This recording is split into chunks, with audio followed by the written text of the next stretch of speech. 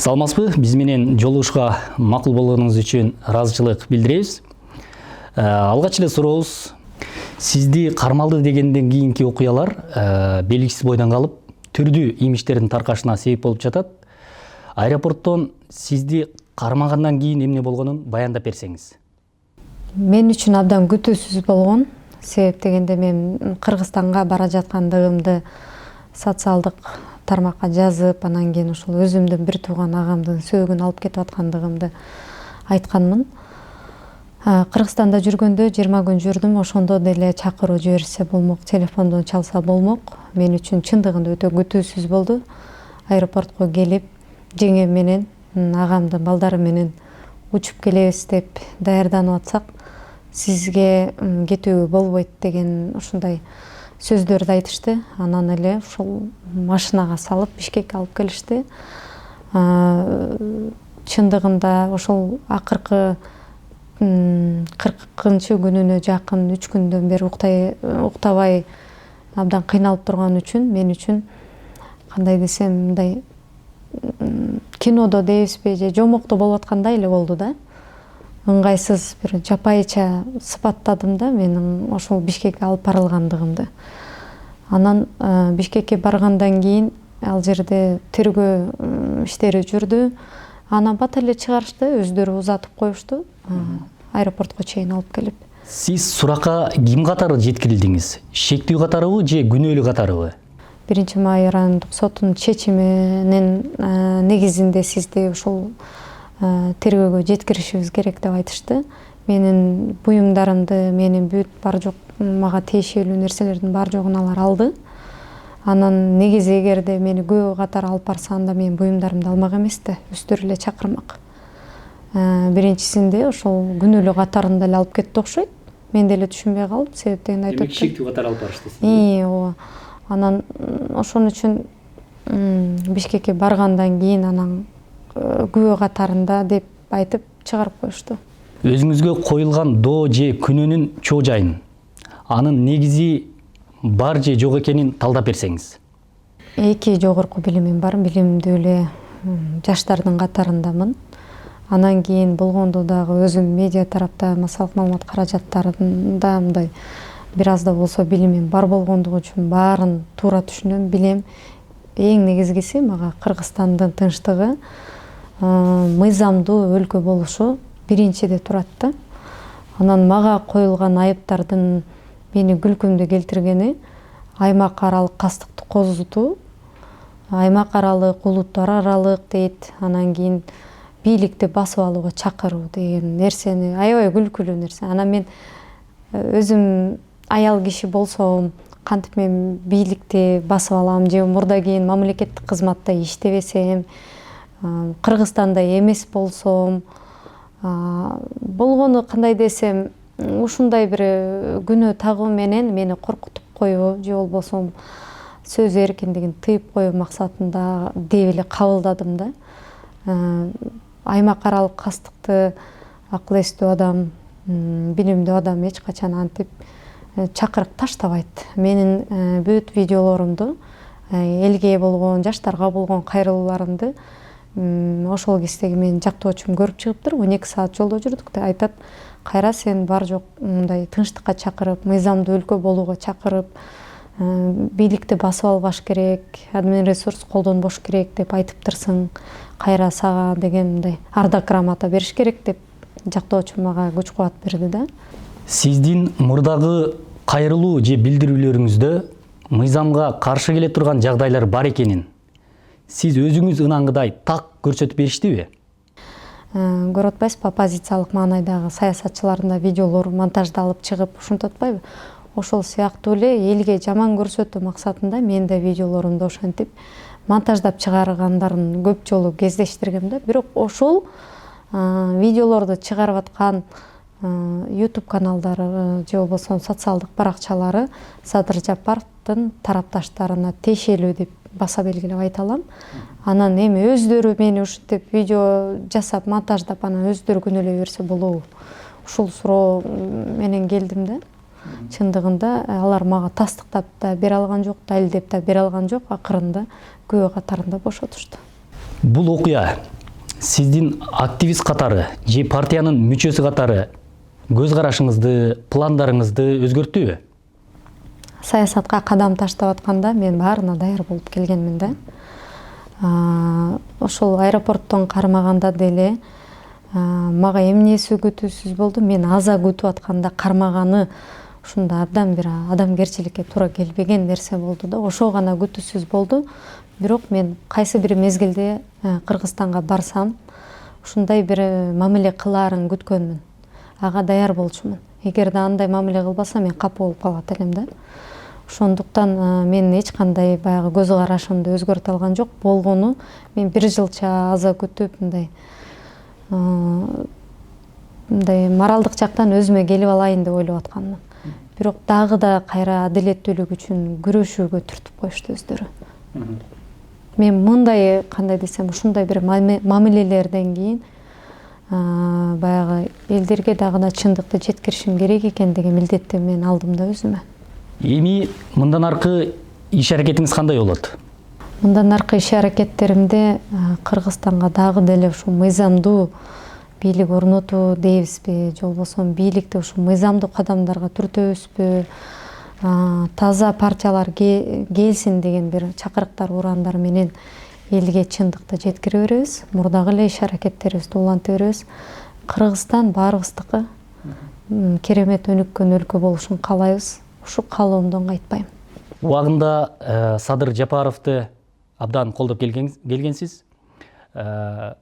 Кийин ал кишинин саясий жүрүштөрүнө, чечимдерине каршы позицияда туруп калам деп ойлоду белеңиз? Мурда эле ошо партияда жүргөндө Садыр Нуркожоевичтин кээ бир чечимдерине мындай каршы пикиримди билдирчүмүн. Садыр Нуркожоевич камакка түшүп калганда дагы туура эмес адамдар келип, айрым доконцалар ошондой эле бар эле. Мындай туура эмес кадамдарга түртүп, бийликтен кечирим сурайлы, унчукпай туруп тура берели деген сөздөргө мен дайым айтчу элем да. Биздин позициябыз, биздин максатыбыз туура эмес, ушундай бир мамлекеттеги болуп жаткан иштерди айтуу эмес беле. Садыр Жапаров камалганы менен анын идеясы, анын айткан сөздөрү камалган жок да. Акырына чейин айтышыбыз керек деген талаптарды койчумун да. Ошондуктан мен кайсы партияда болбойн, кайсы лидерди колдобойн, туура эмес кадамдарын ар дайым айтам. Бул чуулуу окуя тескерисинче Орозо айымга пайдалуу болду. Мындан да көп кишилер таанып калды деп жатышат. Буга сиздин пикириңиз кандай? Эгерде ошондой баягы аты жөнү белгисиз адамдар өзүн тааныта албай жатса, же болбосо мага окшогон жаш активисттер өзүн тааныта албай жатса, ошол нерсе пайдалуу болмоктур эле кайсы бир деңгээлдечи. Мен үчүн абдан чоң моралдык сокку болду. Себеп дегенде мен агамдын балдары менен, жеңем менен ошол учурда учуп келе албаганым болду да. Атамдын ыйлаганы, туугандарымдын бир тууган эжем, жалгыз эжем калды. Анын ыйлаганы мага мындай инсан катарында өтө катуу чоң жоготуу болду. Анткени мен алардын канчалаган ден соолугунан айырып койдум да. Мындай жол менен мен элге таанылгым келген эмес. Мен жакшылыгым менен, чындык менен таанылгым келген. Бул нерсени мен ийгиликтүү нерсе деп айта албайм. Эми өзүңүз, бала чагыңыз, студенттик жылдар, миграция тууралуу кененирээк баяндап берсеңиз. Бала чагымда эми негизи баягы үйдө биз 3 эле бир тууганбыз, азбыз да. Менин апам курактуулар, атам курактуулар абдан көп балалуу болушкан. Кеминде 5 балалуу болгондуктан үйдө мен агам менден 19 жаш, эжем 13 жаш чоң болгондуктан алар мен мектепке эми барганда алар мектепти бүтүп чоң окуу жайларга кеткендиктен жалгыз чоңойдум да. Аларды көрбөй үйдө жалгыз кыздай эле. Ошондуктан ата эне мени тайманбас, эч нерседен коркпой, өзүңдүн оюңду, ой пикириңди кенен, эркин айтууга үйрөтүшкөн. Апам өзү мугалим болгондуктан улуу инсандарын, деги эле адабиятын, ошол кандай баягы элдер менен мамиле куруш керек экен деген баарын мага үйрөтүп олтуруп ушундай бир патриоттуулук сезимимди кичинемден калыптандырып коюптур да. Бала чагым абдан бактылуу өттү. Ак менен караны ажырата алгандыгыма кубанам. бала чагымдан бери элечи. Мектепте деле көпчүлүк учурларда анча мынча эжейлерибиз туура эмес баа коюп койсо, ошондо деле талашка тартышуу кетчүмүн. Себеп дегенде жөнөкөй эле абстрактуу зат атоочу эмне дегенди мен баяндап берсем туура эмес баа коюп койгон учурлар болгон. Анан кээ бир ушул 2 окуган кыздарга 4 коюп, анан мага да 4 коюп койсо, мага 4 койгондугун эмес, 2 окуган кызга 4 коюп койгон намысыма келтирчү да. Ошон үчүн да азыр мамлекетти салыштыра берем да. Баягы мыктыларды баягы шайлабай койгонуна эмес, мыкты эместерди ошол орунга ыра көргөндө адилетсиздик болуп атат го деп ар дайым күрөшө берем да. Эмне себептен? Мейли мыктыларды канчалык жерге салып таптабайлы, канчалык аларды күнөөлөбөйлү, жамандабайлы, бриллиант чаңга түшсө деле бриллиант боло бергендей, мындай кандай десем, жөнөкөй эле бир такайга келем жапсаң деле ал тулпар болбойт, же болбосо ат болбойт, кулун болбойт. Ошону бир айырмалап билели деп ошо бала чактан каныма сиңип калыптыр. Эми 2011-жылы мектепти бүткөнмүн. Мектепти бүтүп эле ошо Кыргызстандын мыкты жогорку окуу жайларына окуйм деп ойлоп атып, бирок эмнегедир чет мамлекетке окугум келип, Москва шаарына келе бергенмин.